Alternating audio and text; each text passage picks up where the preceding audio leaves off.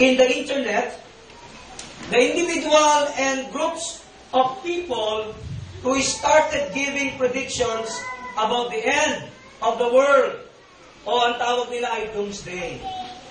Pinagsikapan ko kanina umaga, I tried to research.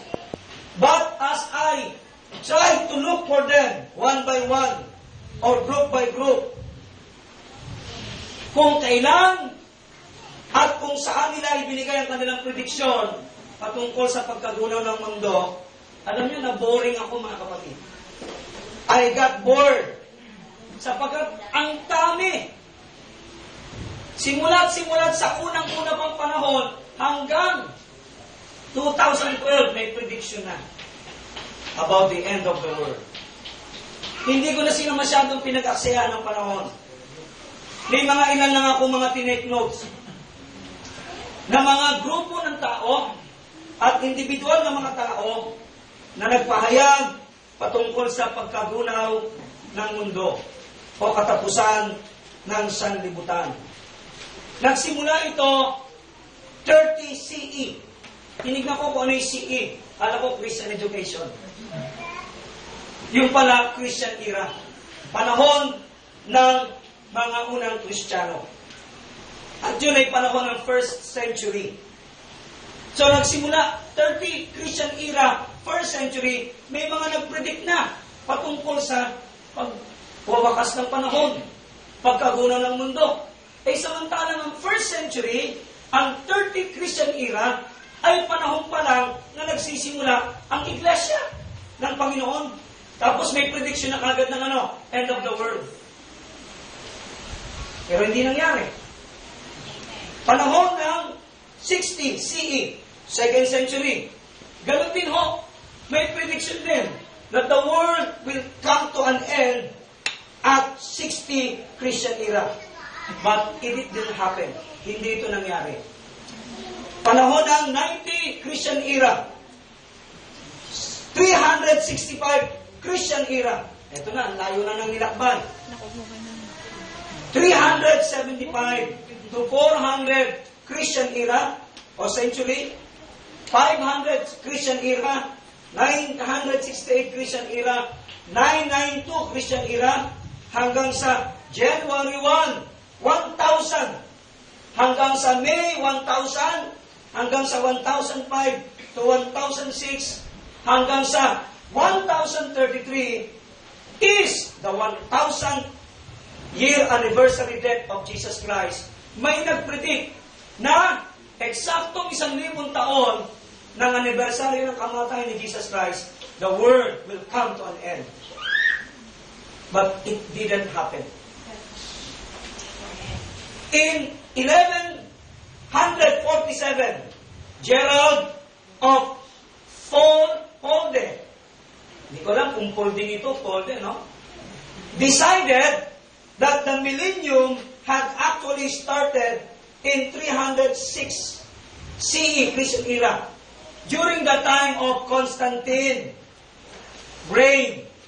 Nagsimula na maghari si Constantinople. Yun nagpasimula ng Catholicism. At siya rin ang nagpasimula ng December 25, na birthday ni Jesus Christ. Si Constantinople.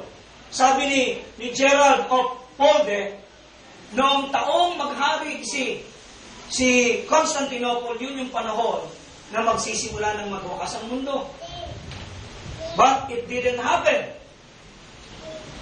Now, in 1179, John of Toledo predicted the end of the world during 1186. This estimates was based on the alignment of many planets. No, sa panahon na yon, ang mga planeta daw ay nagkaroon ng alignment. Nawala sila sa kanilang mga orbits. Sabi niya, this is the end of the world. Yun ay 1179. Tapos, pumasok po ang 1205, 1284, 1346, 1496, 1524, 1533, 1669, 1736, 1792, 1794, 1830. Eh yung mga binanggit ko mga taon yun, yung mga panahon na may mga naglitaw, mga tao at grupo na nag-predict ng end of the world. Imagine niyo. Ang tagal ng panahon ito, mga kapatid. Ito ang agapan nyo. 1832, Joseph Smith, the founder of Mormonism, gave also his prediction about the end of the world or those days. But it didn't happen. So meaning to say, the religion of Mormonism is false religion. Because the founder himself gave the prediction about the end of the world during 1832. Ngayon, ano ba tayo? 2011.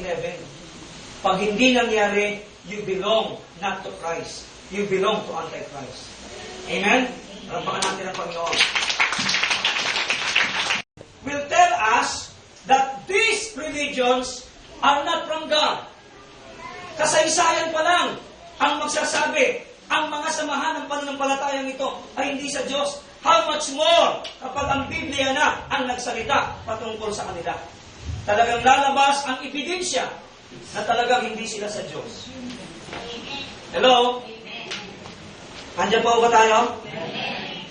March 21, 1844, October 22, 1850, Ellen G. White, take note, founder of Seventh-day Adventists, also gave her prophecy and prediction about the end of the world. And this will took place on June 27, 1850. Kanina ay Mormonism, ngayon naman ay Sabadista. June 27, 1850, sabi ni Ellen G. White, founder of Seventh-day Adventists, Sabadista, magugunaw na ang mundo. Hindi nangyari. So anong ibig sabihin? The founder and the group are false Christ, false prophet, false religion. Amen? Amen. Andiyan pa ba tayo? Amen. Hindi po ito gawa-gawang biro. This is documented. 1881, 1914, William Russell. Hindi ito yung asawa ni Grace, ano? Russell Calma yun. William Russell, the founder of Jehovah's Witnesses, gave his predictions about the end of the world. But it didn't happen. Mormonism, Seventh-day Adventists, Jehovah's Witnesses, they all gave their predictions about the end of the world. But it didn't happen. So anong ibig sabihin? Jesus Christ sa puno ng igos, magmula ngayon, mula dahon, tuktok ng puno mo, hanggang ugat mo, matutuyo ka. Pagda ka na tuyo. Dahil siya ay Diyos. Amen. Palapakan natin ang Panginoon.